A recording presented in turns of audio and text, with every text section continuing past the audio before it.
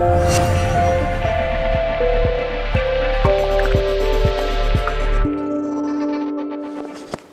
pues buenas tardes, muchas gracias por haber venido. A algunos muchas gracias por haber venido una vez más. Como sabéis, hoy clausuramos la Semana de Puertas Abiertas. Hemos estado durante toda la semana con distintas actividades aquí en la Escuela Andalusí. Me acompaña en el día de hoy Ernesto Postigo, que es profesor de la escuela y es la persona que lleva el área de la terapia floral aquí en Málaga y en todo el Mediterráneo. Ha estado en Barcelona, en Valencia, en Murcia, en Alicante, que es donde hemos impartido clases de terapia floral evolutiva. Y en Málaga él es el que lleva el grueso de la formación y yo también participo, aunque en realidad es la persona que va a estar de una forma continuada con el grupo. Y bueno, yo voy a hablar de la terapia floral evolutiva, pero para poder hablar de la terapia floral evolutiva, pues me tengo que centrar unos minutos en Edward Bach, que fue, podríamos decir, el padre de lo que hoy conocemos como la terapia floral. Y en realidad Edward Bach no pretendía crear una terapéutica, es decir, Edward Bach era médico y en 1930 se da cuenta de que la visión médica de la época no estaba de acuerdo a su filosofía centrada en el verdadero propósito de sanar a la gente, sino que se había centrado, como él decía, en la eliminación de los síntomas. Edward Bach pensaba que los síntomas, y yo lo explico con mis palabras, son como los símbolos de una realidad inconsciente que está poniendo de manifiesto que la persona no es auténtica. Es decir, cada vez que aparece un síntoma en nuestro cuerpo o en nuestra psique, en nuestra mente, de cualquier naturaleza que produce algún tipo de alteración en nuestra conciencia, según él, eso estaba poniendo de manifiesto que no éramos auténticos. Cuando digo que no éramos o no somos auténticos, no me estoy refiriendo a que no seamos buenos o no lo estemos haciendo bien, porque lo que él plantea no tiene nada que ver con una cuestión moral, de acercarse a un dogma o una estructura de cualquier naturaleza, sino que cada quien debería de encontrar, él habla del alma, debería de encontrar en sí mismo su razón de ser y por lo tanto expresarse de una forma natural de acuerdo a lo que esa persona es. En la sociedad es como que se dificulta el autoconocimiento, el hecho de que cada quien descubra quién es y pueda vivir de acuerdo a ello, porque se establecen pautas de conducta, se plantean modalidades de expresión que están ligadas a un marco generador de excelencia o de perfección que se impulsa y se exige. Podríamos decir que si una persona no pesa un tipo de kilos determinado, podríamos decir que no está bien. Si no tiene una temperatura determinada, pues no está bien. Es decir, hay unos parámetros de medición que se plantean como universales y correctos, y todo el que no esté dentro de ese parámetro correcto establecido, podríamos decir que está mal.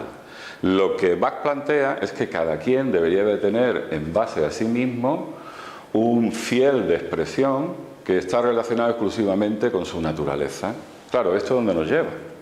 Esto nos lleva a una situación de desconcierto total, porque nunca sabríamos desde una perspectiva objetiva si está bien o está mal, sino que cada quien en su foro interno, conociéndose y haciendo lo que hace en función de su conocimiento, podría saber que están bien porque vive desde la plenitud y eso le va a llevar a un estado saludable y alegre. Pues bien, con todo esto Edward Bach plantea que la enfermedad tiene un sentido y él no pretende para nada erradicar la enfermedad, eliminar la enfermedad, sino que la gente empiece a entender el sentido que tiene la enfermedad como un elemento natural dentro del marco experiencial del planeta Tierra. Es decir, ¿qué es la enfermedad? Pues la enfermedad es un indicativo, dice Edward Bach. Es el indicativo de que no somos auténticos. Digamos que en la medida en que el síntoma se va agravando, podríamos decir que la distancia entre la autenticidad y la alteración de esa autenticidad es mayor. Por lo tanto, lo primero, dice Bach, que aparece cuando uno no es auténtico es una alteración del carácter. Lo que podríamos decir, bueno, pues estrés, ¿no?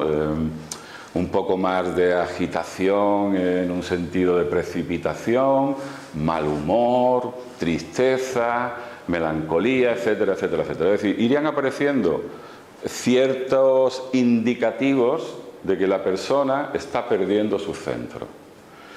En lugar de trasladar al individuo que esos indicativos le están tratando de decir que se pare, reconduzca su vida, vuelva al centro, vuelva a la alegría, a la creatividad y desde ahí siga su camino, pues empiezan a establecer como elementos de carácter y se dice, no, que es que esa persona es así, tiene muy mal humor. No, no hay ningún ser que tenga mal humor. El mal humor es la consecuencia de estar fuera o lejos del ser. Se establecen una serie de parámetros dentro del ámbito social y Edward Bach, cuando se hace consciente de todo esto, quiere introducir un elemento de renovación, de modificación, y lo que él pretende es transformar la visión de la salud en la década de los 30, 1930. Sin embargo, sus colegas médicos, sus colegas homeópatas, no terminan de aceptar su propuesta y poco a poco él se va retirando hasta que finalmente se encuentra bastante solo y desarrolla lo que todos conocemos como las flores de Bach.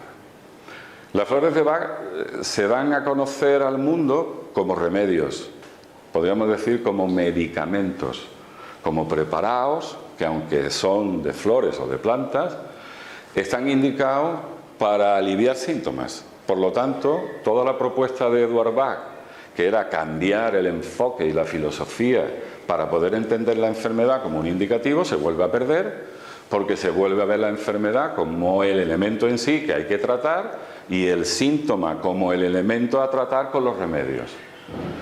Y poco a poco se va diluyendo la filosofía de Edward Bach, se va diluyendo, hasta que empiezan a aparecer los remedios como los verdaderos protagonistas de la terapia floral.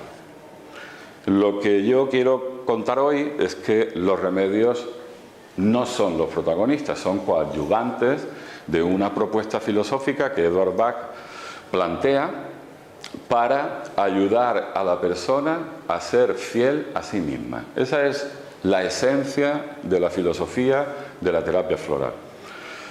Después de casi 100 años, porque estamos hablando de 1930, estamos en 2017, ¿no? Casi 100 años, las flores de Bach son populares en el mundo entero, aunque no sean de la marca Bach, en el sentido de que las elaborase el centro Bach. Hay remedios florales de infinidad de marcas que están pululando por todo el mundo. Sin embargo, la filosofía desde esa perspectiva de fomento del autoconocimiento y la fidelidad a sí mismo no está tan expandida como los remedios. Para podernos desmarcar un poco de esa tendencia formativa donde los remedios eran los protagonistas y conocer el repertorio de remedios y cómo se aplicaban, pues nosotros creamos la terapia floral evolutiva. Y la terapia floral evolutiva es evolutiva como un sobrenombre para diferenciarla de otras líneas terapéuticas con remedios florales que están mucho más centradas en el ámbito sintomático, aunque este sea emocional o incluso espiritual. Cuando nosotros atendemos a una persona, el elemento principal que nos pone sobre la pista del trabajo que hay que hacer es quién es esa persona, no qué padece. Y lo que hacemos es una exploración. Esa exploración está basada en un conocimiento que yo voy a intentar de explicar someramente, porque la formación pues son 2 años, para poder entrar de fondo en los contenidos y poder percibir a primera vista, en función de los comportamientos, quién es la persona de partida, cuál es su trabajo de vida, el sentido de su existencia, dónde están sus limitaciones, que son naturales como consecuencia de la personalidad que elige al nacer, y cuáles son las virtudes que tienes que desarrollar.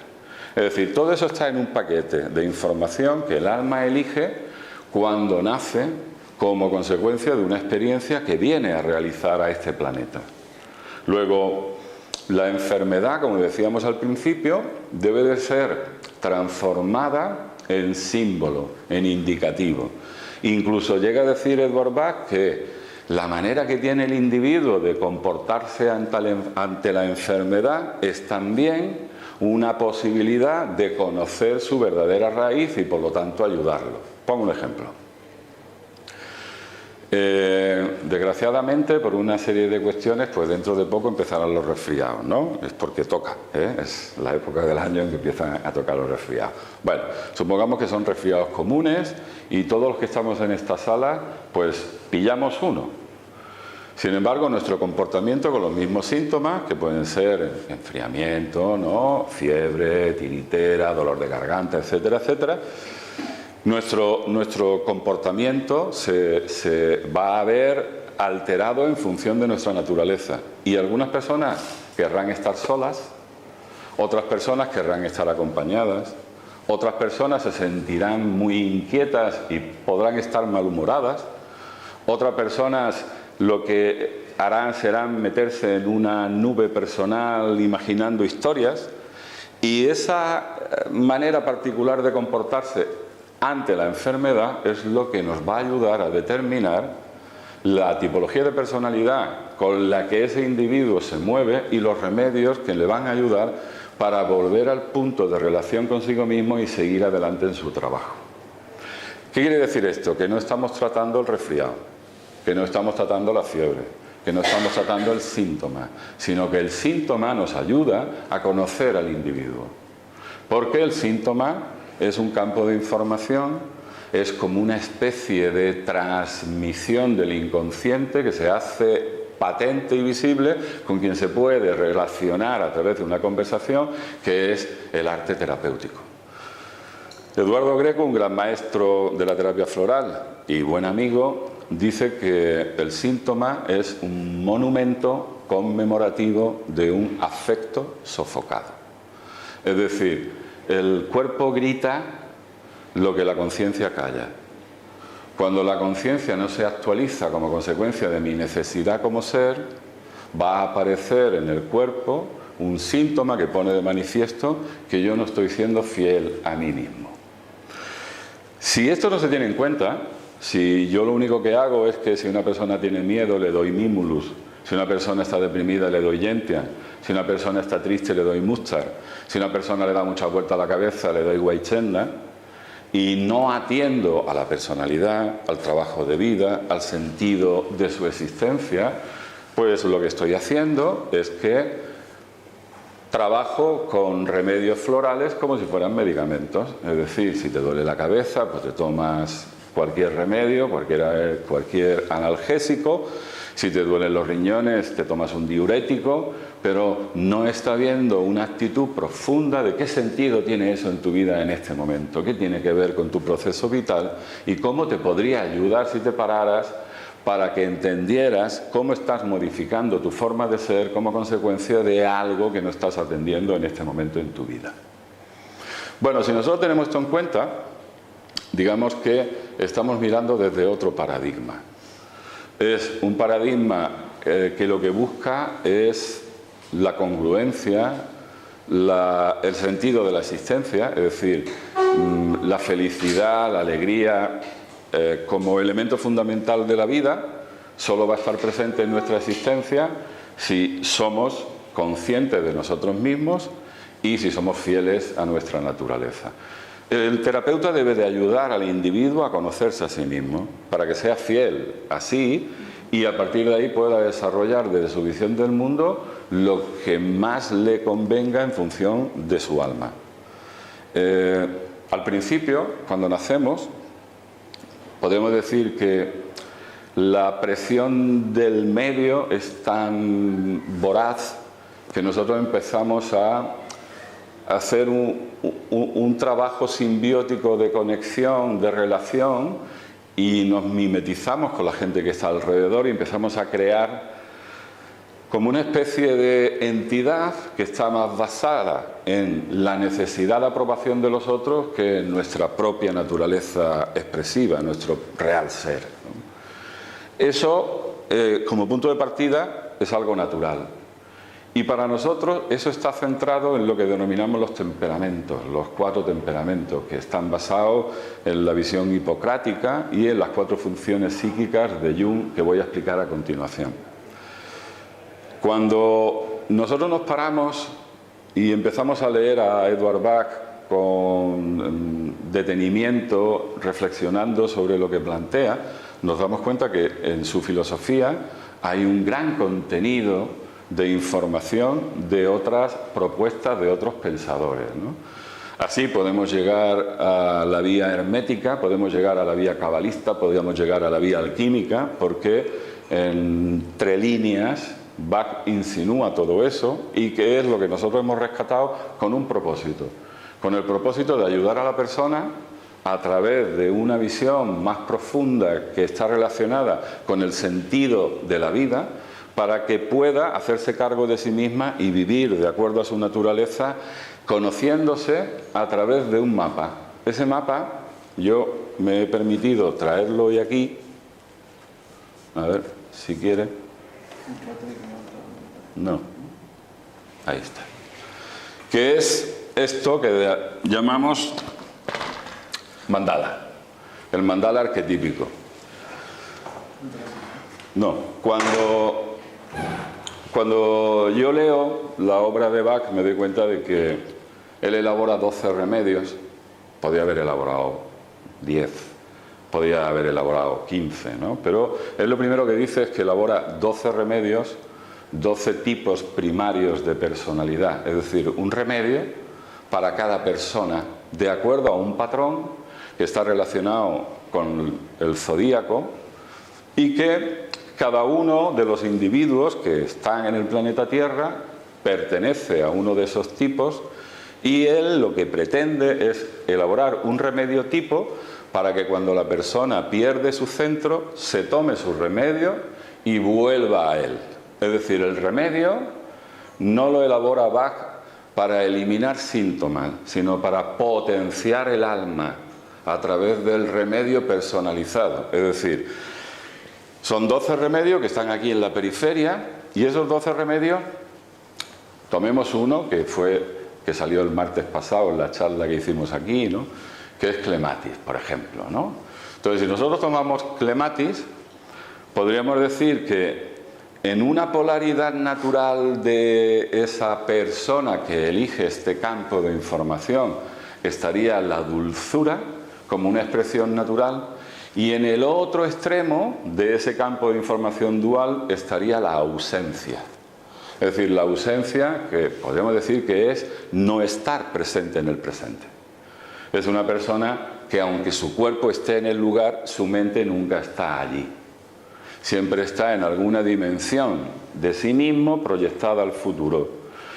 La única manera de llegar a la dulzura es estando presente en el presente, porque si uno no está presente en el presente, lo más seguro es que tenga reacciones bruscas.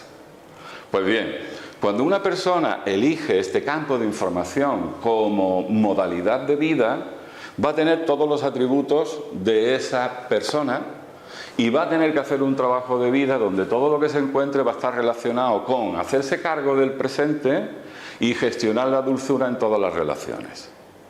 Esa sería, digamos, la síntesis. Bueno, pues esa persona, pensaba Bach, va a tener su remedio clematis, y cada vez que sea ausente, cada vez que entre en un proceso de pérdida de conciencia de sí mismo, se toma su remedio, vuelve al centro y sigue con su vida. Claro, hubiera sido todo muy fácil, ¿verdad? Porque con tan solo saber de 12 remedios y saber dónde está mi tipología, yo llevo mi remedio y ese es mi remedio. Que era un poco visión de la homeopatía unicista, ¿no? Que es lo que busca la homeopatía unicista, lo que busca es un remedio, es el remedio constitucional, es el remedio de la persona, y se toma ese remedio, se tenga el síntoma que se tenga, porque la persona tiene esa constitución. Bueno, pues Bach pretendía algo parecido, pero cuando termina con esos 12 remedios, 12, no 10, ni 11, ni 15, 12, ¿verdad? Él en uno de sus textos dice que la tipología de personalidad está relacionada con el lugar donde está la luna en el momento de nacer, pero no voy a entrar ahí porque eso sería muy extenso, pero para que tengáis un apunte, ¿no? Ya está hablando Bach de astrología, ¿verdad? Y muchas más cosas que dice en sus textos que si no se profundiza y no se lee con la intención de leer entre líneas, pues esto queda un poco en el olvido, que es lo que nosotros hemos rescatado. Bueno, Eduard Bach dice, vale, ya tengo los 12 remedios, se los voy a dar a mis pacientes, porque él, de una forma muy rápida, actuaba en el momento en que iba descubriendo, iba actuando. Pero se da cuenta que aun dándole clematis a clematis, clematis no responde bien del todo. Y entonces él dice, pues tengo que encontrar unos remedios más potentes que estos para las personas que se han desviado tanto que ya su personalidad no la saca del bloqueo. Y entonces elabora lo que él llamó los 4 ayudantes. Y los 4 ayudantes, que es muy curioso que sean 4, no son 5, ¿no? Ni son otra vez 12, son 4 que están relacionados con los 4 elementos. Y en un texto, que es un cuento del zodíaco, Eduard Bach dice, haciendo referencia a cada uno de ellos, dotándolo de cualidades temperamentales, de cualidades que tienen que ver con los elementos, ¿no? Del fuego, tierra, aire, agua. Pues bien, dice Bach, cuando la personalidad es la que corresponde al remedio y toma el remedio, y el remedio no hace lo que debería de hacer el remedio por ser un remedio de personalidad, se le da el ayudante correspondiente, ¿verdad? Bueno, el ayudante, de acuerdo a nuestro modelo, que luego lo voy a explicar en el mandala un poco antes de darle la palabra a Ernesto, porque Ernesto va a hacer algo práctico con ustedes. Y para nosotros el remedio ayudante sería Rockwater. Es decir, cuando clematis pierde de alguna forma su centro tanto que crea lo que nosotros denominamos una falsa personalidad, aun dándole su remedio tipo, que sería clematis, no es suficiente. Y entonces hay que darle el remedio ayudante, que es Rockwater, de acuerdo a nuestro modelo. Esto no lo van a ver ustedes en otro modelo. De acuerdo a nuestro modelo, se le da Rockwater y de a poco volverá a clematis, y entonces se le podrá dar clematis para que siga su camino. Pero a Bach se le complican las cosas. Ya no basta con 4 ayudantes y elabora 3 remedios más, porque no es suficiente. Y elabora Bain, Olive y Wailoat. Y fíjense qué cosa más alucinante, ¿no? Si estos son los 4 elementos o las 4 funciones psíquicas y estas son las 12 tipologías de personalidad o signos del zodíaco, estos son las 3 fuerzas eucarísticas que han estado en todos los misterios durante todo el tiempo: el vino, el aceite y el pan. Porque Wailoat es un cereal, Olive es la flor del olivo, que es de donde se hacen los santos óleos a través del aceite sacramental, y Bain es el vino. Estos 3 remedios son de una dimensión tan elevada, tienen una carga arquetípica tan potente, que van a hacer que la persona, por más separada que esté de su conciencia como alma, recupere la percepción de sí misma y a partir de ahí empiece a hacer un recorrido hacia la periferia para volver a su personalidad y vuelva a retomar su camino como un elemento vital en su existencia. Claro, si ustedes se van a la terapia floral clásica no se encuentran esto así. Primero, ¿por qué? Pues porque en la terapia floral clásica hay 38 remedios y se obvia el sistema. Es decir, los remedios no están relacionados. Están ordenados o bien por los 7 últimos grupos que plantea Eduard Bach, o están relacionados en las cajas por orden alfabético.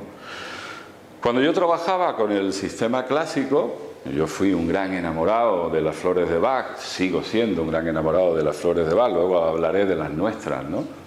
Pero era como que eso de que estuviera Agrimony y Willow, la última, en una caja, todas colocadas, para mí era un poco de lío, ¿no? Entonces yo empecé a pensar de forma sistémica. Y esto lo vamos a ver aquí muy claro. Bach elabora 38 remedios. 38. Primero 19 y luego otros 19. Es decir, cuando él termina de elaborar estos primeros 19, dice que su trabajo ha terminado. Pero más tarde se da cuenta de que no es así y vuelve a elaborar 19 más. Y dice en uno de sus textos que estos 19 están relacionados con estos 19. Para nosotros, estos 19 remedios son remedios de formación de estructura de personalidad. Y estos 19 remedios son remedios disolventes de personalidad. Es decir, la persona tiene que construir un yo. Hay mucha gente por ahí que quiere eliminar el yo y todavía no tiene un yo. No se puede disolver un yo si no se tiene un yo. Primero el yo hay que crearlo. Y hay mucha gente que tiene un yo basado en los otros. No es un yo centrado en sí mismo. Y el primer trabajo, que tiene que ver con estos 19 remedios, pasa por establecer una verdadera personalidad. Esa personalidad tiene que ser autónoma, propia, y tiene que saber pensar, que es este segmento de aquí que ahora voy a explicar. Tiene que saber hacer, tiene que saber relacionarse sin perderse en la relación, y tiene que saber construir y sostenerse en el mundo por sí mismo. Es decir, eso podríamos decir que son los pilares que hacen que un individuo haya alcanzado cierto grado de autonomía para poder pensar por sí mismo y poder seguir su destino guiado por su alma. Hasta entonces esto no puede darse. Entonces cuando nosotros vemos los 38 remedios, empezando por estos primeros 19, vamos a ver que esos 38 remedios están relacionados. Es decir, no son remedios independientes, todos tienen un vínculo entre sí. Y lo voy a explicar brevemente. Imagínense este disco, que es un disco para que se pueda ver, ¿sí? Pero esto más bien tendría que tener una representación esférica. Y claro, esto es como el mapa mundi, ¿verdad? Cuando estudiamos el mapa mundi, vemos aquí Asia, etcétera, etcétera, y aquí América, ¿verdad? Pero es una pelota, ¿de acuerdo? Por lo tanto, estos 19 remedios y estos 19 remedios en realidad no son 38 remedios, son las dos polaridades de 19 remedios que están basados en 12 tipologías de personalidad con desvíos o evoluciones. ¿Vamos bien hasta aquí? ¿Sí? Bien. Ahora miren, quiero que vean, olvídense por un momento del color y vean esta superficie como una totalidad. ¿De acuerdo? Es una totalidad, es un ser. Puede ser un ser microcósmico, por lo tanto cualquiera de los que estamos aquí, o puede ser un ser macrocósmico, y entonces podemos empezar a pensar en realidades abstractas para poder entender más allá de nosotros cómo se ha construido el universo. Ahora, esa realidad de globalidad como una entidad total, global, para el entendimiento en el mundo y para su expresión se divide en dos grandes áreas. Estas, que son los colores cálidos, y estas, que son los colores fríos. Podríamos decir que esa entidad se da a conocer con una parte consciente y una parte inconsciente. Se va a conocer con una parte extrovertida y una parte introvertida. No es que sean dos partes, es que lo mismo que existe el día y lo mismo que existe la noche, y que forman parte de una unidad, ¿verdad? Nosotros podemos tener momentos introvertidos y podemos tener momentos extrovertidos. Cuando la persona viene a la consulta, vendrá en un momento extrovertido o en un momento introvertido. Ese es el punto de partida para poder empezar a relacionarlos con el individuo. Si una persona viene en un momento introvertido y empezamos a decirle, pero venga, hombre, ya está bien, muévete, pero ¿qué haces ahí?, etcétera, etcétera, lo único que vamos a provocar en él va a ser una reacción bastante negativa, porque la persona no está ahí por gusto, está ahí porque no sabe cómo salir de ahí. Si nosotros ya sabemos si es introvertido o extrovertido, a partir de ahí podemos seguir dividiendo para localizar exactamente dónde está la persona. Y esta división entre extrovertido e introvertido nos da este otro segmento, que es el segmento de fuego y el segmento de aire. En el segmento de aire está la persona que está hacia afuera pero eminentemente mental. Es una persona que piensa mucho, que le da muchas vueltas a la cabeza, y las tipologías de fuego son tipologías que hacen de una forma impulsiva, de una forma, vamos a decir, irreflexiva. Pero los dos hacen y están hacia afuera, cuentan sus proyectos, hacen. Pero las de fuego te pueden contar el proyecto esta mañana y esta noche cuando te ve te cuenta otro proyecto completamente distinto. ¿Sí? El de aire puede estar contando el proyecto 7 días, pero no lo realiza porque tiene otros 4 proyectos que también son interesantes y no sabe cuál hacer. ¿Me vais siguiendo, verdad? Y las tipologías introvertidas, que son estos dos segmentos, segmento de tierra y segmento de agua, nos van a poner delante un comportamiento eminentemente trabajador, de elaboración, de construcción, que busca la seguridad a través de la pertenencia de objetos, de economía o incluso de inmuebles, y estos que están eminentemente vinculados la seguridad al ámbito afectivo, a las relaciones, a la familia, a los amigos, como un elemento fundamental.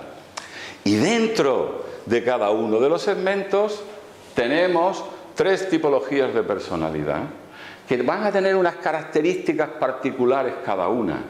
Es decir, por ejemplo, estas 3 o estas 3 de agua, siendo las 3 de agua, una tiende más a la familiaridad, al ámbito de relación, de familia, amigos que trata como familia, a la gente que las trata como familia, que sería clematis. Chicory, que lo que busca más es la relación, nosotros llamamos de amante, ¿no? Es decir, aquí estaría más la madre, que se relaciona, no es que sea la madre porque tenga hijos, sino porque allá donde está es la madre que cuida a todos, ¿verdad? Y aquí es la amante, es decir, solo va a cuidar a uno, que es con quien mantiene un vínculo. Y la tercera tipología, que es Ross, es más de carácter trascendente, donde prácticamente su relación es en el campo de lo espiritual con Dios y por lo tanto puede tener relación con todo el mundo sin ligarse específicamente a nadie. Pues bien, cuando alguien viene a la consulta, lo primero que tenemos que hacer es ubicar al individuo de acuerdo a este mapa, que no es una invención, que eso está ahí, velado, entre lo que dice Bach, para poder detectar cuál es la lección de vida que ha venido a aprender ese alma a través de la personalidad que ha elegido. ¿Dónde está atorada? ¿En qué momento de su vida? ¿Qué es lo que tiene que deshacer? ¿Qué es lo que tiene que construir? ¿Qué es lo que tiene que desarrollar? Y cómo ayudarle a través de los remedios, elaborando secuencias, que ahora explicaré brevemente qué es una secuencia, elaborando secuencias para que tras la ingesta de las flores el individuo contacte con su sabiduría, tenga clara su limitación, pueda trascenderla y así seguir su camino evolutivo. Como ven, no se parece mucho a otras propuestas con esencias florales. Esto, evidentemente, que he sintetizado en aproximadamente 30 minutos, ¿sí? Es un año de trabajo práctico, con una serie de ejercicios de autoconocimiento, con una serie de aplicaciones, y termino, para darle paso a Ernesto, porque yo también quiero que él haga que os llevéis algo práctico, ¿no? Termino diciendo lo siguiente, es decir, nosotros no trabajamos con flores. Voy a explicar esto porque quiero que quede muy claro, muy claro, muy claro. Miren, hay un axioma hermético que dice que como es adentro es afuera, como es arriba es abajo. Y todo lo que se ve abajo es la consecuencia de lo que hay arriba. Por lo tanto, lo que hay arriba, simbólicamente hablando, es la raíz que permite la existencia de lo de abajo. Lo que hay arriba es información, lo que hay abajo es coagulación de la información. Por lo tanto, una planta es la coagulación de un tipo de información. Nosotros no trabajamos con la planta, no trabajamos con la flor, trabajamos con la información que da vida a la planta. ¿Sí? Esa información, si me permiten, esta información, según los grandes alquimistas, si la información estuviera aquí, vamos a suponer que esta es la información, En el reino mineral sería un mineral. Supongamos que esto es el oro, ¿ok? Esto es una información. En el reino mineral sería el oro. En el reino vegetal, vamos a poner, por ejemplo, que fuera la vid. ¿Sí? Me van siguiendo, ¿verdad? Es la misma información, pero en el mineral es oro, en el vegetal es la vid, en el animal es el león. Y en el humano está relacionado con la víscera corazón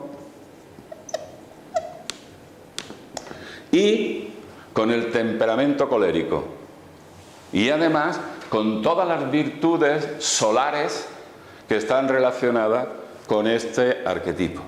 Así que cuando yo trabajo con la vid, con la flor Vine, con la flor de Vine, no estoy trabajando con la flor de Vine, estoy trabajando con la información de este arquetipo, que va a hacer que el corazón se abra en una dimensión que permita la solidaridad solar en lugar de la crueldad marcial. Y lo que se va a hacer es un trabajo de conexión con la fuerza arquetípica que va a fomentar la actualización en la psique del individuo del verdadero nivel evolutivo dentro de esa fuerza arquetípica en el que está conectado a través de esta información. Es decir, los remedios florales no son remedios que quitan o ponen cosas. Son remedios que actualizan la conciencia dentro del marco informativo del arquetipo con el que se trabaja.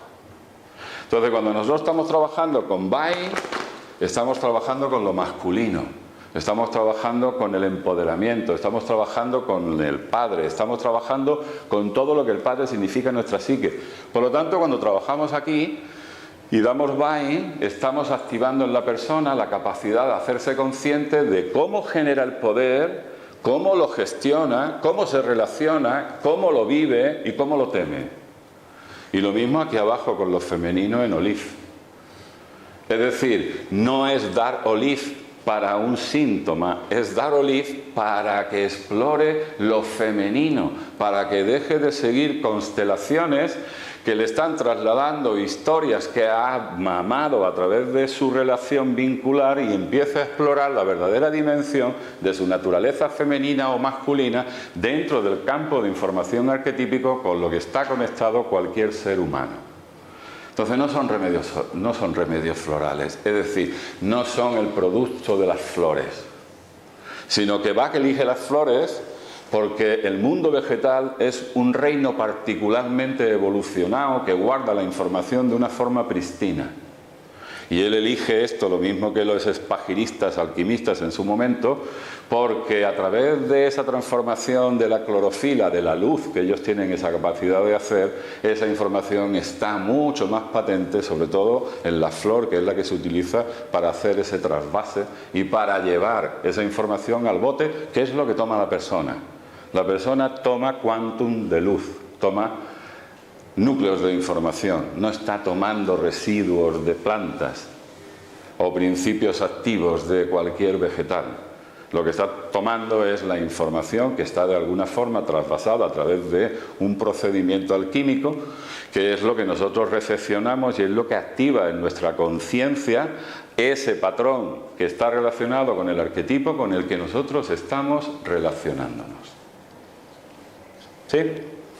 Y bueno, muchas cosas más se podrían decir, ¿no? Que el curso se explica todo esto con detalle, se estudian todas las tipologías, todos los elementos de una forma determinada, se enseña a que podamos contemplar a una persona y saber desde qué temperamento se está moviendo, cuáles son las limitaciones desde las que se vive y dotar a la persona de la posibilidad de hacer el trabajo consigo mismo y al mismo tiempo, si se quiere dedicar profesionalmente a ello, que utilice todo este conocimiento para ayudar a los demás a liberarse de esa limitación.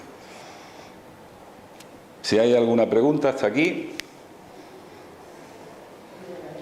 Sí.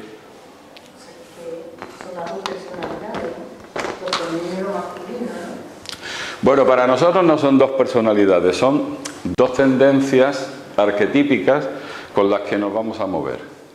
Entonces, en ti y en mí convive lo masculino y lo femenino y a veces tú estás más masculina, a veces estás más femenina.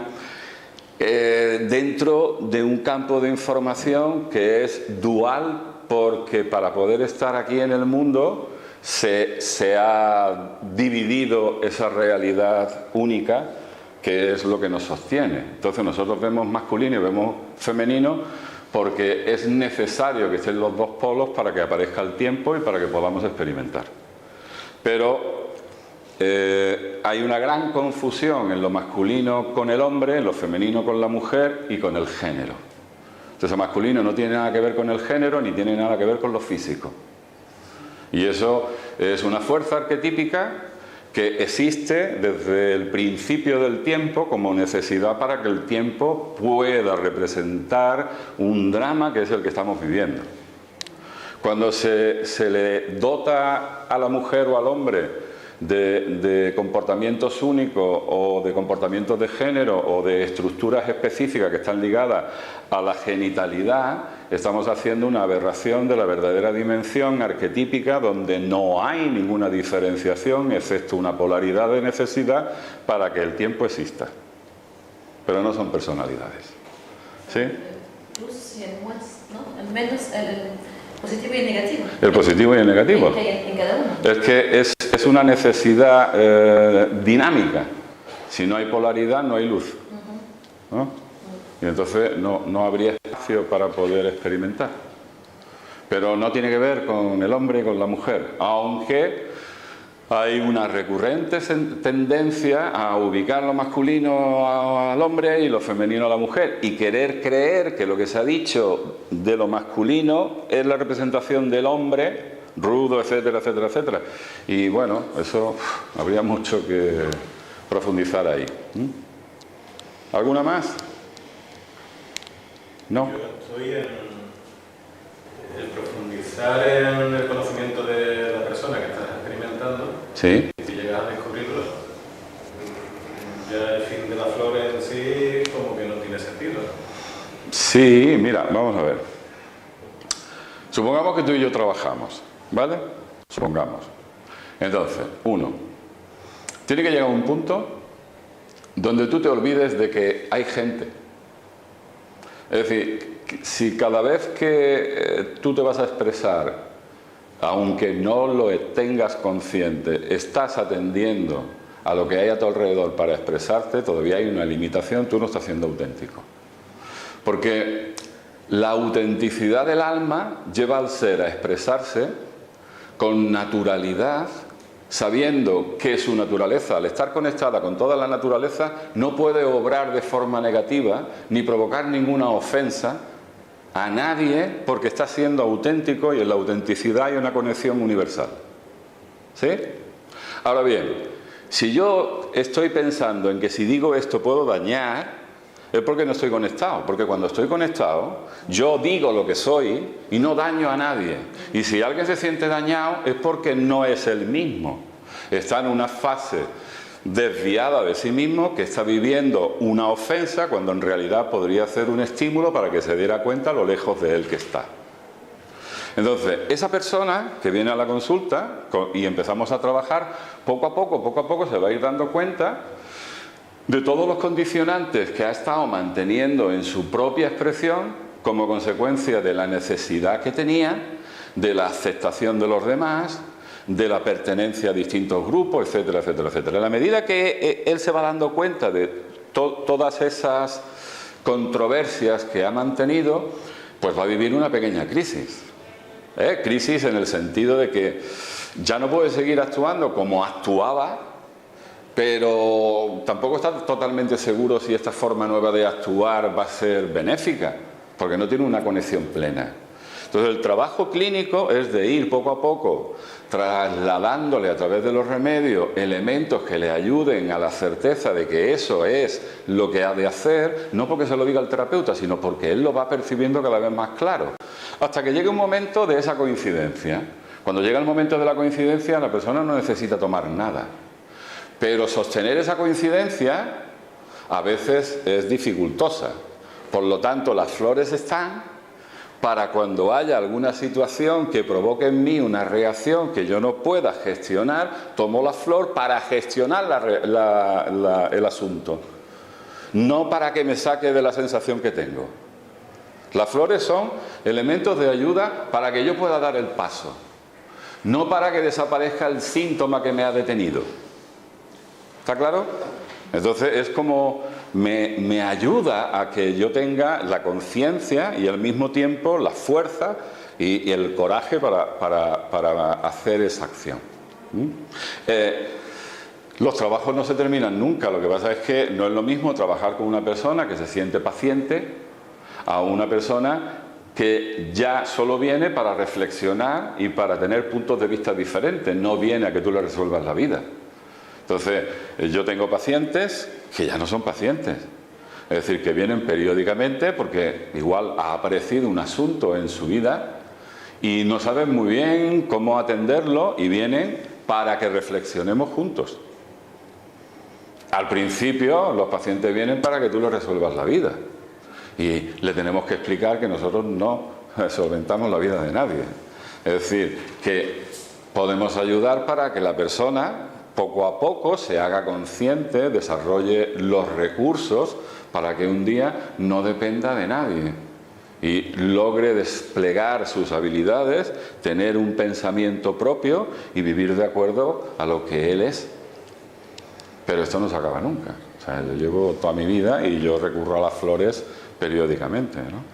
Flores que, por otro lado, ya termino, están elaboradas alquímicamente, las elabora un alquimista porque entendimos que, bueno, pues que había que hacer las flores en función también del modelo e introduciendo elementos de elaboración recogidos de la tradición andalusí, de cuando aquí en Al-Ándalus se realizaban remedios espagíricos y de acuerdo a esa tradición se elaboraron estos remedios, ¿no? ¿Y por qué no pudo hacerlo todo? Y porque, bueno, Bach hizo demasiado. Demasiado. Y lo que no era de laboratorio. Efectivamente. No, y que él mismo dice, ¿no? No entiendo por qué en este momento de mi vida, porque él muere con 50 años, ¿no? En este momento de mi vida se me retira cuando estoy en plena creación, ¿no? Entonces eso se queda ahí y detrás de él pues hemos llegado a algunos que estamos haciendo a partir de eso, ¿no? Y la terapia floral evolutiva es una propuesta que se sustenta en Edward Bach, aunque no es la terapia clásica de Edward Bach que se transmite en otros centros, ¿no? Bueno, os dejo con Ernesto, que... Clásica literal. Clásica literal, ¿eh? Que os va a trasladar de una forma práctica para que os llevéis algo puesto, ¿vale? Esto lo tienes que colocar ahí. Bueno, muchas gracias, ¿eh? No sé si...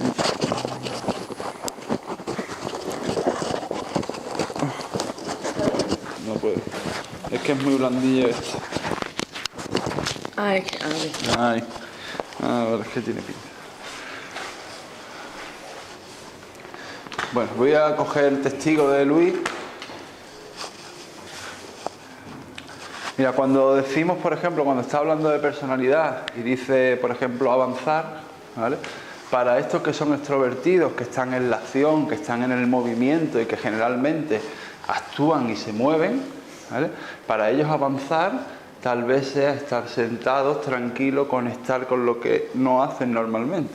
Hay personas que son eminentemente activas, que les da de alguna manera un poco de inquietud, incertidumbre, estar sentado y sentirse hacia adentro. Hay otros, por ejemplo, los introvertidos, que lo que necesitan es accionarse y moverse en un sentido que los saca de su seguridad, que es lo conocido, por ejemplo, como aquí ha dicho, ¿no? En lo familiar o en el trabajo. Para esta gente lo conocido es el movimiento, la acción. Para estos la mente, saber, informarse.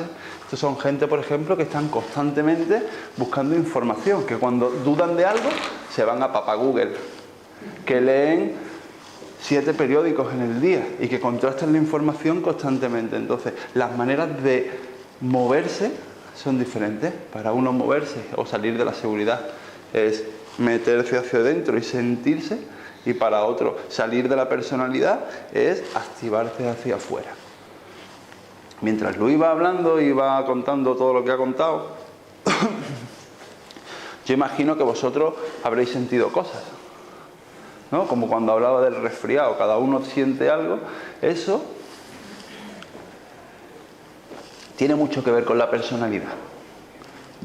Yo voy a intentar hacer, a modo de ejemplo, algunos ejercicios para que os podáis llevar algo, no digo que esto no sea práctico, pero que podáis ver algo. Entonces, para eso voy a utilizar como algún ejercicio, algún ejemplo. ¿Podéis cerrar los ojos? Va a ser fácil, no es meditación ni nada de esto, ¿vale? Voy a intentar que os metáis ahí un poco para que podáis conectar. Os voy a pedir que estéis atentos al primer pensamiento que aparece, ¿vale?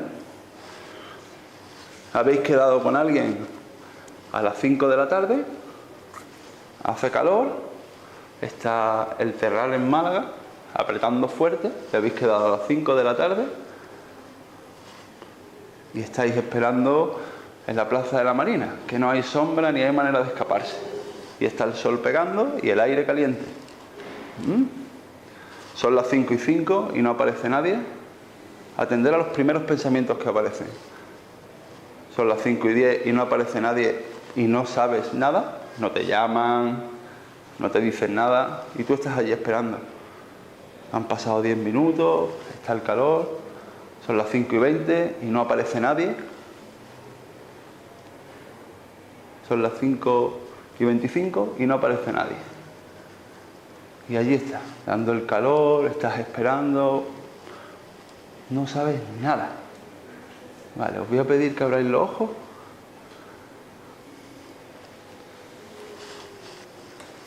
¿Qué habéis sido lo primero que habéis pensado? ¿Estáis allí? ¿Qué habéis pensado? Venga, me da igual, ¿vale? Esto no es un examen, ni estamos buscando... Llamar por teléfono a la persona que me ha citado ahí. Ajá. Y si no me contesta ni nada, pues irme para mi casa. Ajá. Pero tú, ¿cómo te has sentido tú contigo misma? ¿Qué has sentido con respecto a esa persona? No he sentido malestar. Vale, tú llamarías para... Yo llamaría, porque le ha podido pasar algo. ¿A las 5:05? Pero ya es diferente, le ha podido pasar algo. ¿A las 5:05 llamaría? No, a las 125. Y 25 llamaría. ¿Alguien? ¿Sí? Sí, pero yo a las 5:10, no a las 25. Tú a las 25. No, Tú a las 10. Ahí 10. ¿Tú a 25 llamarías también? Yo sí ¿Esperarías 25 minutos allí al calorcito en la Plaza de la Marina? ¿Sí? ¿Y cómo es? Como me gusta, no tengo problema. ¿El qué? Y como no me gusta, no tengo problema. Vale. Tú a 10 ya habías llamado, ¿no? Yo me iría porque ya estoy antes de esperar. Tú te irías porque ya estás ahí. ¿Y tú hubieras ido a 25 o tú hubieras ido a 5? Hay 25. A 25. Hubieras esperado 25 minutos. ¿Y tú quieres compartir algo? Yo es que me sentía bien allí en la plaza. Tú estabas bien allí en la plaza. Ni me planteaba irme, ni preocuparme. Tú ni te has preocupado ni nada. Bueno, esto tiene que ver con los temperamentos. Esto tiene que ver con las tipologías de personalidad. Esto tiene que ver con las maneras con las que cada uno se activa. ¿Por qué es importante el primer pensamiento?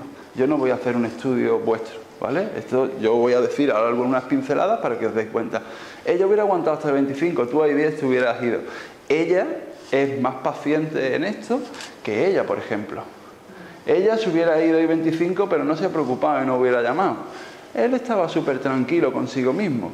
Tú hubieras hecho lo mismo que ella, pero de una manera diferente, porque a ti te gusta el calor y estás disfrutando de él. Eso habla de cómo nos comportamos temperamentalmente. Imaginaros ahora que de repente, para seguir, ¿vale? Para seguir sumando al ejercicio.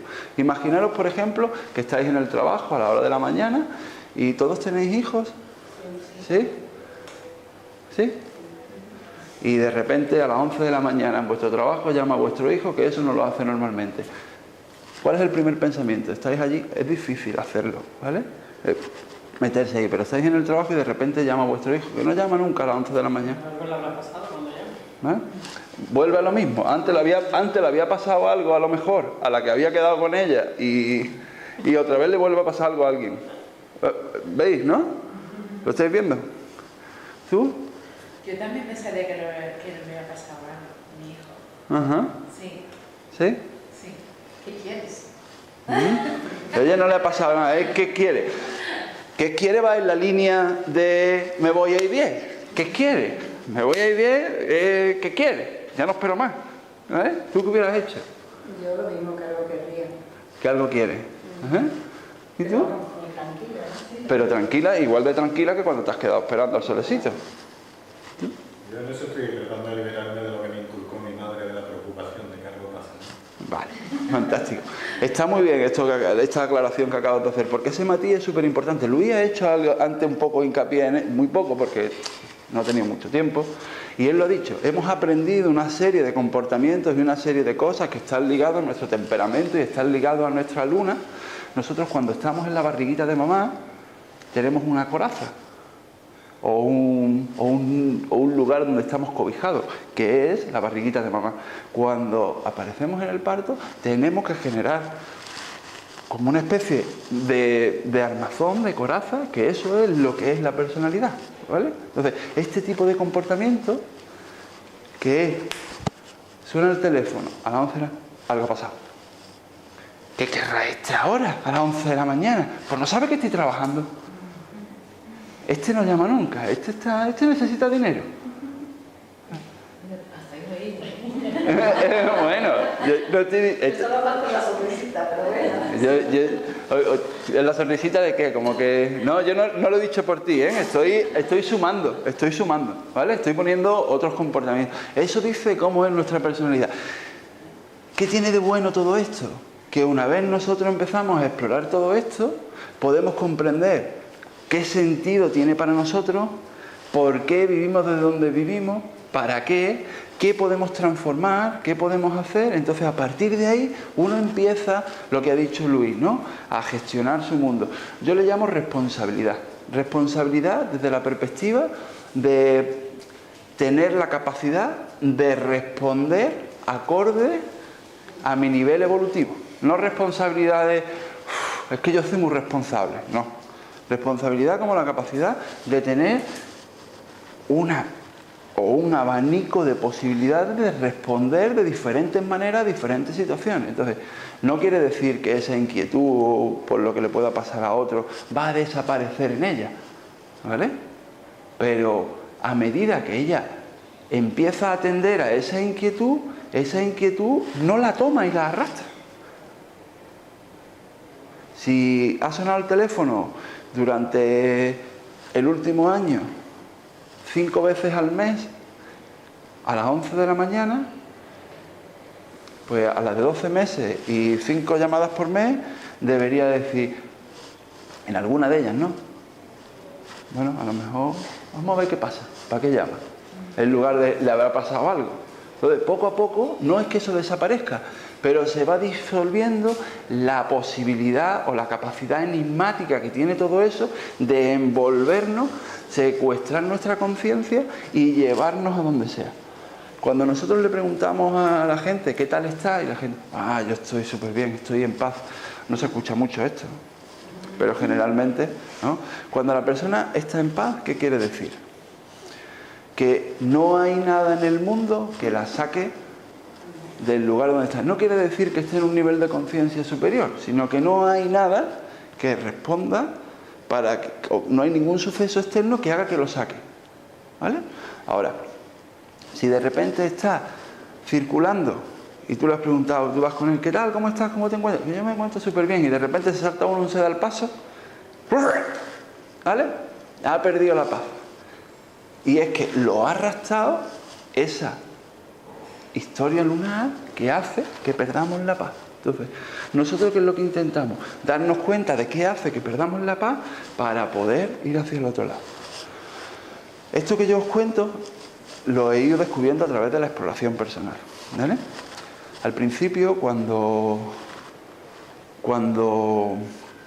yo esperaba a alguien, sobre todo, yo soy insultantemente joven, ¿no? Pero cuando era más insultantemente joven, cuando tenía 20 y tantos años, ¿vale? Y esperaba a alguien, lo de insultantemente joven es una broma. Era una cosa. Cuando yo tenía 15, 16, 17 años y yo me quedaba esperando a alguien, Claro, yo esto luego ha sido cuando he hecho una recapitulación de mi vida y he empezado a trabajar con todo esto y cuando se han manifestado cosas, cuando yo esperaba a alguien era como, yo me cabreaba porque, pero este tío ¿qué pasa? Que no me tiene en cuenta, que no me valora, que no sabe quién soy. Entonces el orgullo, la valía personal estaba por encima del hecho en sí. Con el tiempo empecé a percibir que lo importante no era esperar o no esperar, sino que yo supiera emplear ese tiempo en estar tranquilo conmigo y poder gestionar mi tiempo. ¿Vale? Hay veces, cuando uno tiene consultas, pues que da la casualidad de que, bueno, se le puede pasar a alguien, o te puede llamar una hora antes diciendo que le ha surgido un inconveniente y no viene, ¿vale? Cuando esto pasaba al principio, ¿vale? Uno sentía como, puta, me han dejado tirar. Con el tiempo uno se da cuenta de que tiene una hora de tiempo para hacer lo que le ocupa. Nadie lo ha dejado tirado porque de mi tiempo no dispone nadie. Compartimos un tiempo y si tú no acudes, yo lo empleo en mí. ¿Vale? Entonces empiezas a eliminar lo que sucede en el exterior para poder estar contigo. Si alguien se salta un ceda al paso y tú reaccionas, tú deberías de ver la parte impaciente que hay en ti cuando tú tienes prisa y te saltas también un ceda al paso. Y a partir de ahí tú empiezas a ver cómo uno se salta un ceda al paso de la misma manera que tú te lo saltas cuando tú tienes prisa. Pero no estás valorando la prisa del otro cuando te toca a ti. ¿Entendéis? Entonces, Luis lo ha dicho, nos rodeamos de gente que nos pone delante situaciones para nosotros poder comprender lo que nosotros nos vemos de nosotros mismos. Típico es, todos los hombres con los que estoy son iguales, todas las mujeres son iguales. Si el punto en común entre todos ellos eres tú, no es que ellos sean iguales, es que tú solo ves eso. Tú solo ves lo que tú necesitas, tu temperamento. Es que no veas, estuve con tal, súper impaciente, no para, se mueve, no deja de hacer cosas. A mí, matosígame, ¿vale? Pero no ves al impaciente que hay en ti. ¿Sí? Estoy con gente, mira, tengo una mujer, o tengo, no quiero ser sexista, ¿vale? Me da igual hombre, mujer, me da igual el género. Pongo ejemplos y los pongo que daría igual el género. Es muy posesivo, es muy posesiva, para que tú veas lo posesivo que eres tú en otros ámbitos. ¿Sí? ¿Lo veis? Porque yo a lo mejor no soy posesivo con mi mujer, pero soy posesivo con mis hijos. O soy posesivo con mis padres. O soy posesivo en el trabajo. O soy posesivo con mis amigos. ¿Sí? Ahora os voy a pedir que todo esto es temperamento, para que será difícil que no os vayan viniendo situaciones vuestras, que no hayáis ubicado a amigos, a conocidos, a familiares en alguno de estos tipos en el ratito que tenemos. Ahora os voy a pedir que busquéis no sé, como algo que es vuestra piedra angular, ¿no? Algo que decís, pues no sé, yo no tengo paciencia, o a mí me falta voluntad, o a mí me falta, no sé, algo así, ¿vale? Que busquéis en vosotros algo como que es repetitivo en vuestra vida. Que sea repetitivo. Algo que como que anheláis desarrollar. Yo no necesito que me lo contéis, ¿vale? Yo no necesito que me lo contéis. ¿Lo tienes? ¿Más o menos? ¿No? ¿Tú lo tienes? ¿Tú lo tienes? ¿No? ¿No tienes algo así como, sí, siempre caigo aquí? O me falta esto para poder tal. ¿No? ¿No tienes nada así? ¿Ah? ¿Tú? ¿Tienes algo? ¿Sí? ¿Y tú tienes algo? ¿No tienes nada? Vale. Yo sí, yo sí. Ya lo tienes. ¿Y tú ya lo tienes? No. ¿No? ¿Tú sí? ¿Tú? Bueno, a los que lo tenéis. ¿Eh? Os voy a pedir que busquéis eso que tenéis ahora, ¿vale? En algún aspecto de vuestra vida donde tengáis desarrollado lo opuesto. Si queréis compartir lo que tenéis, lo compartís. Y si no, nada. ¿Me entendéis lo que os digo? Sí. Si yo, por ejemplo, esto es para que lo veáis, ¿vale?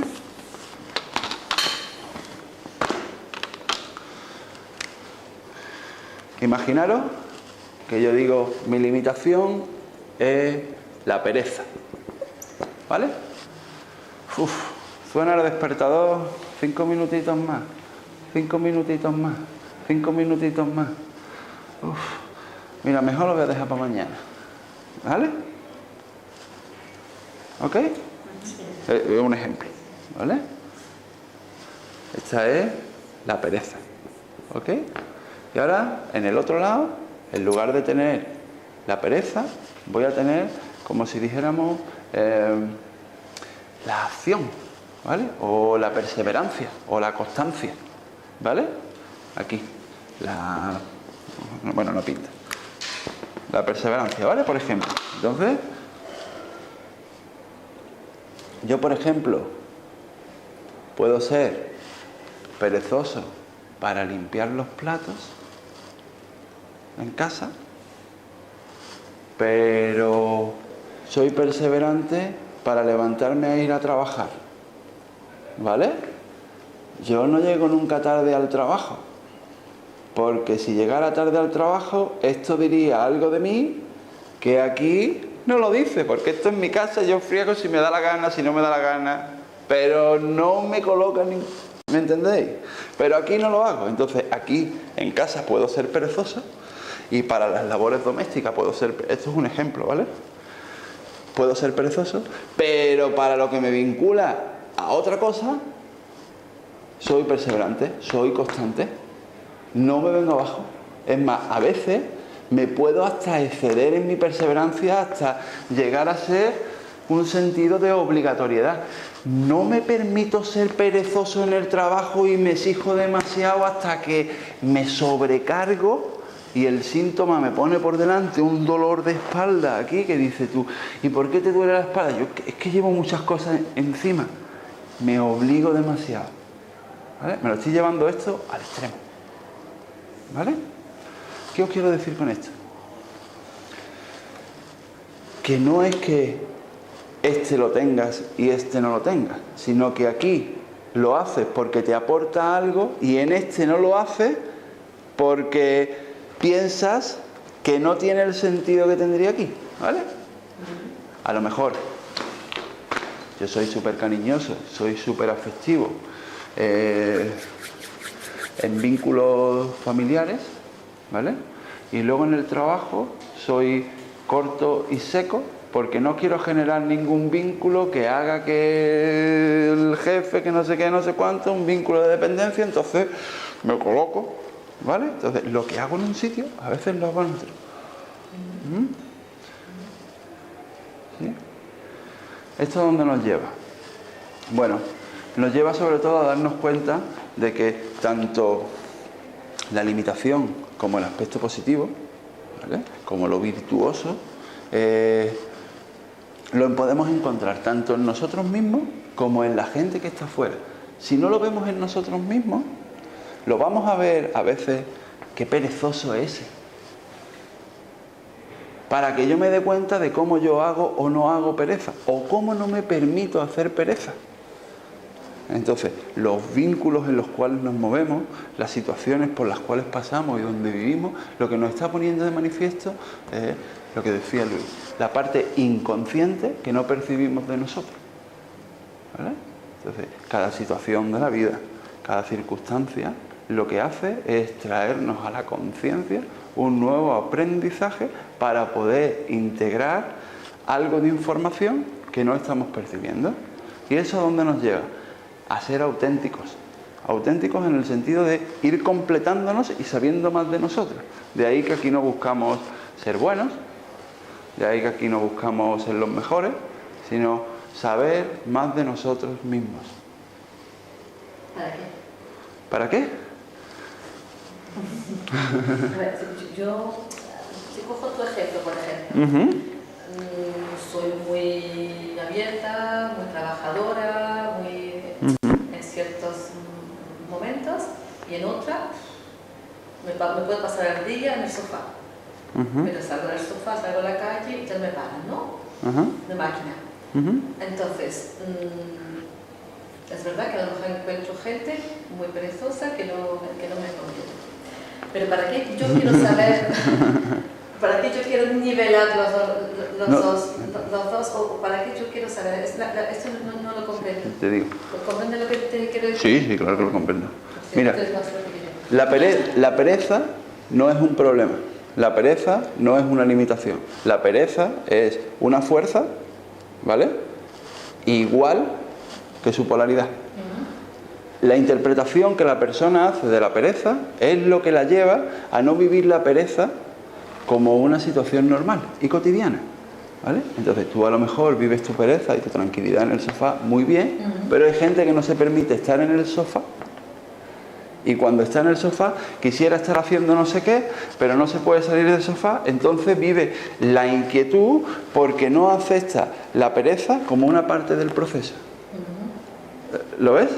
Entonces, hacer consciente las limitaciones y poder vivir con ellas, limitaciones es una manera de hablar, ¿vale? La limitación es una manera de hablar. La posesividad no es mala. La posesividad es, para nosotros, como nosotros lo vemos, es la falta de libertad afectiva.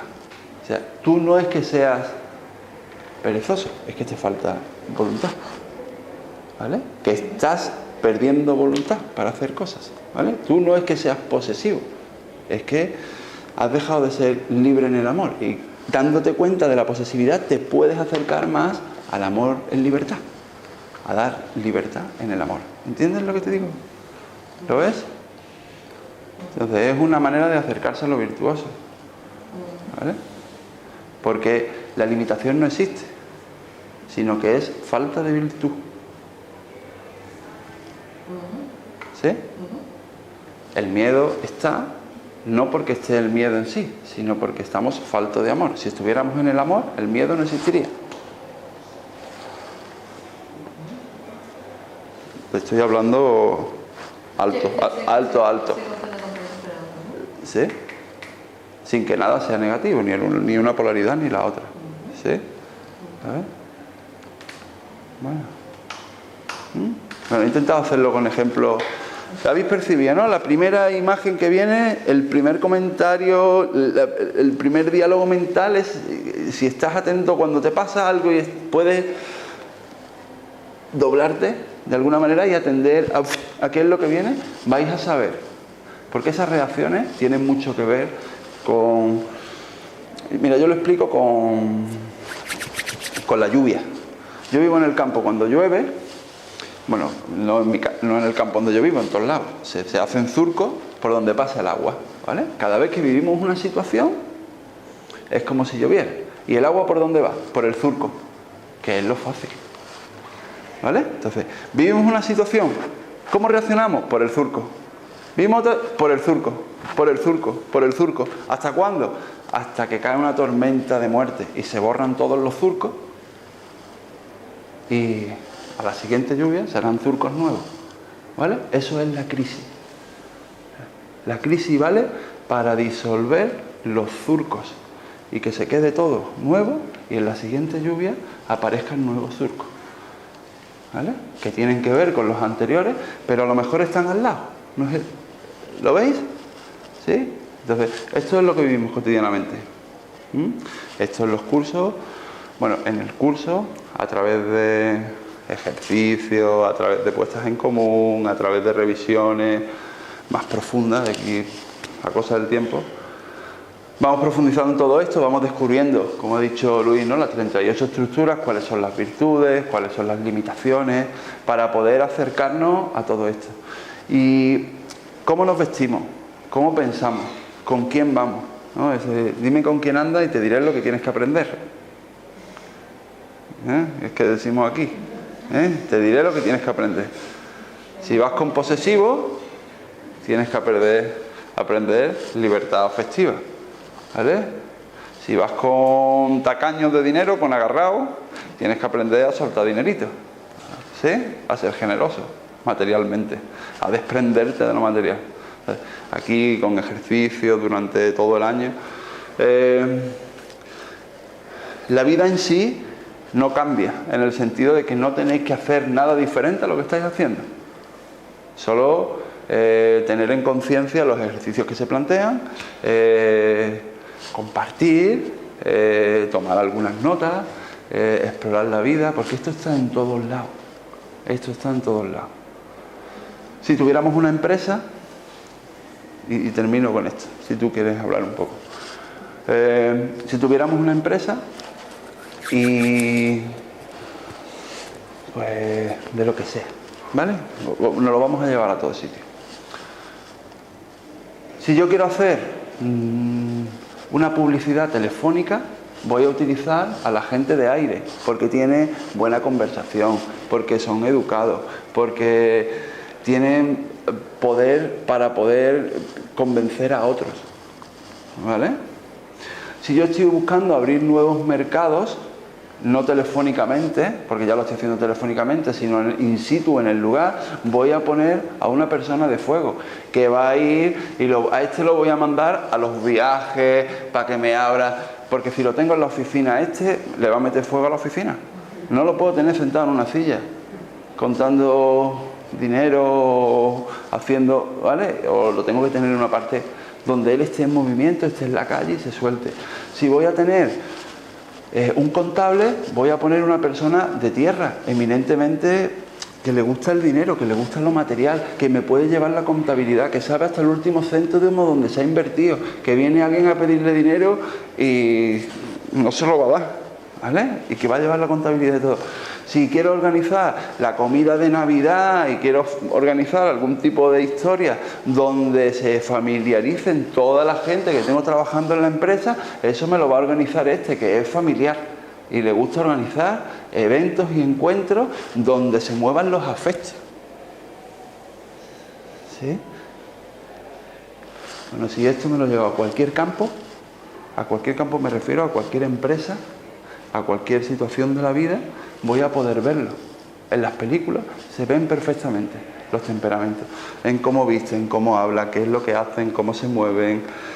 Bueno, aquí se ve perfectamente, en vosotros, en mí, todo el tiempo está hablando el temperamento o la raíz nativa. ¿Sí? Bueno, ¿tú quieres comentar algo?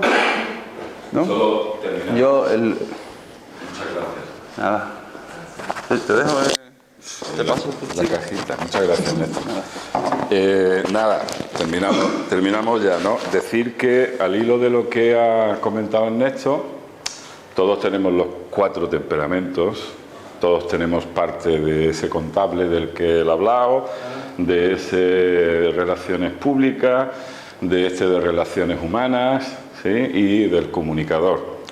En momentos determinados está más hacia afuera alguno de ellos, pero si revisamos nuestra vida siempre nos daremos cuenta que ha habido momentos donde hemos estado hacia afuera con mucha intensidad, otros momentos de nuestra vida donde hemos estado hacia adentro, y si bien los 4 temperamentos, las 4 funciones psíquicas, pensar, sentir, emocionarse y hacer, están en nosotros, en momentos determinados prolifera más una que otra, y sobre todo en el ámbito clínico vamos a observar la que coincide con la limitación que está viviendo la persona, con la crisis que está viviendo, en qué segmento la está viviendo y con qué se relaciona tipológicamente, que es lo que nos va a dar la prioridad para iniciar un trabajo. Con todo esto, bueno, la aplicación técnica, el conocimiento de cómo se elaboran, cómo se hacen los remedios, cómo se les da al paciente, cómo se toman, etcétera, etcétera. Es una formación que lleva implícito, por un lado, un trabajo interior práctico, que lo hace cada alumno, porque nosotros entendemos que no se puede ayudar a otros si uno no tiene un conocimiento de sí mismo, y eso es fundamental.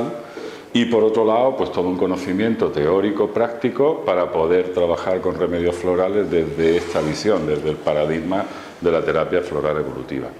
Así que si os ha interesado y lo veis como posibilidad, lo único que tenéis que hacer es dejarnos relleno vuestro papelito y Tamara os manda toda la información del curso.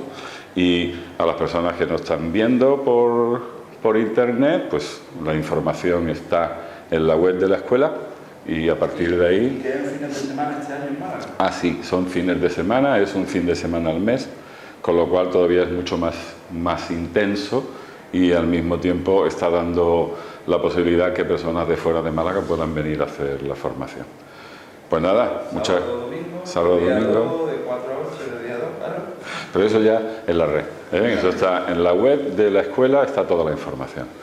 Bueno, muchas gracias, me encantará que estéis por aquí y hasta la próxima, ¿eh? Gracias. Gracias. Muchas gracias.